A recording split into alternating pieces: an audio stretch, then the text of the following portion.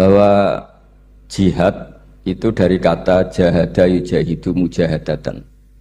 Kalau masdar mujarrodnya jahida dan baca jahada jadi jahdan wa jihadan, itu maknanya serius menekuni sesuatu. Jadi tidak harus bentuknya perang. Tapi Islam juga jangan anti perang, karena andaikan Islam itu tidak punya konsep perang, itu juga kita bingung saat kita dijajah Belanda. Jadi sesuatu itu pasti akan ada momennya, ada pembenarnya. Disebut kalau dalam fikih muqtadul hal. Saya masih ingat beberapa cerita lesan.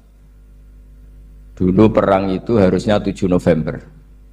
Bung Tomo datang ke Mbah Hashim. Tapi kata Mbah Hashim jangan, kata Kiai bagian nyeblokno pesawat urung teko. Walhasil nunggu Ki Abbas dari Buntet Pak Kapolres itu doanya spesial untuk menjatuhkan apa? Pesawat. Saya kebetulan banyak kenal sama cucu-cucu Ki Abbas Buntet. Tanggal 10 datang terus perang dimulai. Dan itu menjadi perang sejarah karena jenderal dari Belanda ya, dari Inggris ya. Itu sampai meninggal. Jadi siapa Malabi ya? Jadi intinya Anda jangan berpikir bahwa negara ini didirikan hanya oleh umarok. Bahkan sebelum ada negara, yang sudah ada itu ulama. Dulu para wali songo sampai para kiai era kemerdekaan itu sudah membentuk satu komunitas.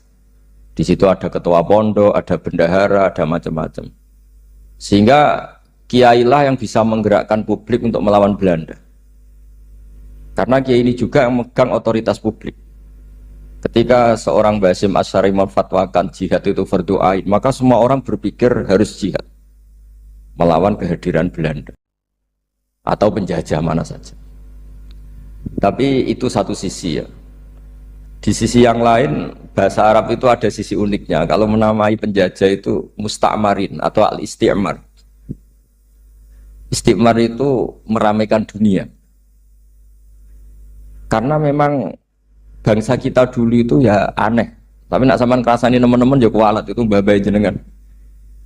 Kita ini dulu memang ya agak aneh. Belanda itu sudah penjajah tapi sama buyut-buyut kita dipanggil Doro. Bisa kamu bayangkan kiai saat itu untuk mengingatkan masyarakat pentingnya melawan Belanda. Wong manggil Belanda saja Doro tuan. Terus kemudian kita berfatwa melawan Doronya. Jadi benahi ilmunya saja wis sak penggawean kira-kira. Jadi ngelola orang bodoh itu ya kangelan. Enggak dikelola itu bangsa kita, dikelola itu ya rodok gedok banget. Wong ngundang penjajah ono apa? Doro. Jadi itu PR besar. Tapi kiai itu punya seni untuk memberi penjelasan. Makanya di antara kelebihan ulama itu pasti warasatul anbiya itu di Fatona ada unsur kecerdasan. Cerdas itu seni mengelola pikiran manusia, itu namanya cerdas. Makanya saya berkali-kali kalau ngaji, harusnya orang itu semuanya itu pengagum ilmu, jangan pengagum fakta, tapi pengagum ilmu. Ya saya berkali-kali mencontohkan, kalau Anda suami yang miskin, nggak punya uang, terus pulang dimarahin istri karena nggak punya uang atau kerja tidak sukses, harusnya kamu bangga. Anda juga kan yang berteori kalau suami nggak becus itu pasti dimarahin. Nah, ketika menjadi fakta harusnya Anda syukur bahwa ilmu Anda itu benar. Jadi pas istri marah, wah, alhamdulillah ternyata teori saya ini benar. Ini lucu kan, teori Anda mengatakan demikian, tapi pas menjadi fakta Anda tidak siap. Nah, begitu juga menyangkut penjajah. Belanda itu sudah maju, Eropa sudah maju.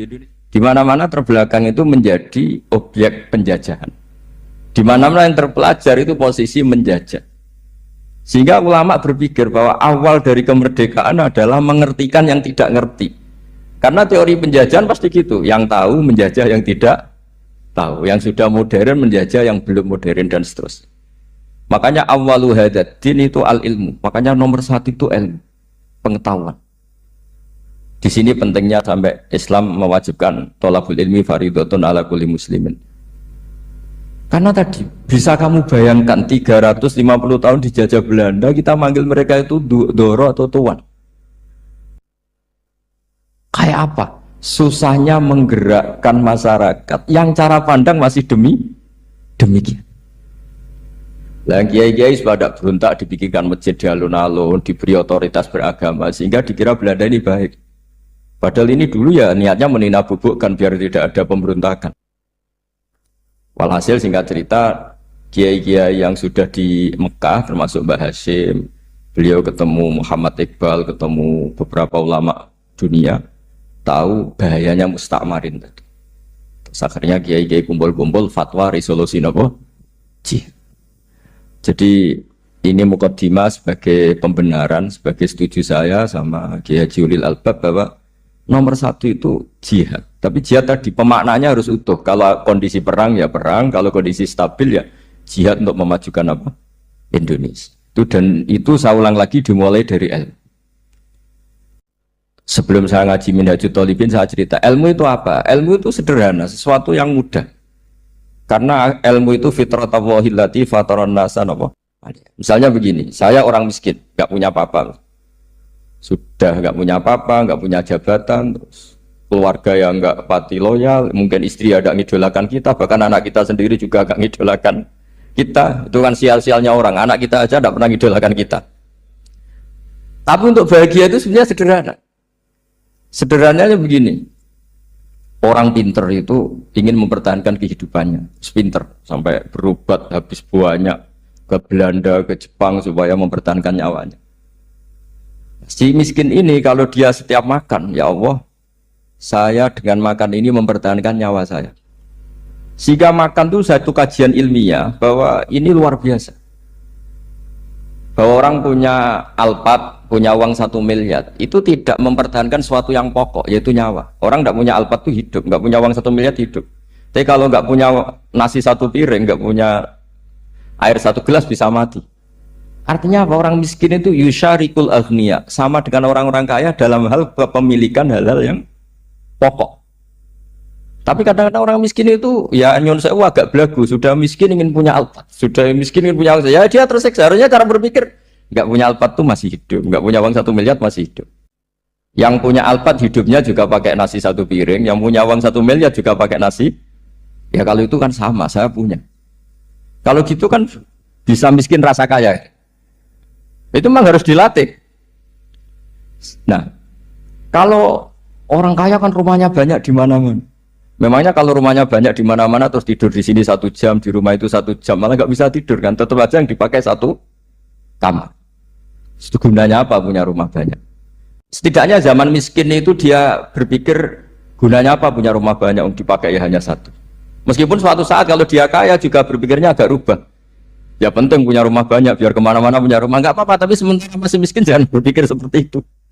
Nah, yang menjadi miskin kacau kan sudah miskin berpikirnya gaya orang kaya. Itu kecelakaan. Itu ilmu, maksud saya itu ilmu. Sehingga dulu Nabi ngajari orang miskin itu sederhana. Ketemu orang miskin sama Nabi diajarkan.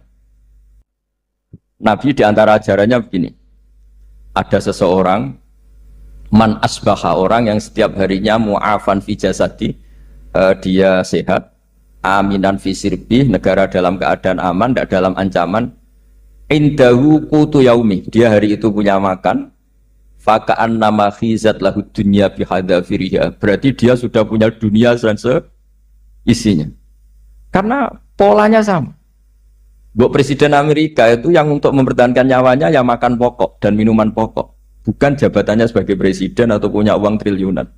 Orang paling kaya di Indonesia juga gitu, untuk mempertahankan hidupnya juga dengan makanan pokok. Dan itu orang miskin punya. Nah, kehidupan paling top itu apa? Ya kehidupan yang mempertahankan nyawa itu yang paling top, lainnya itu enggak.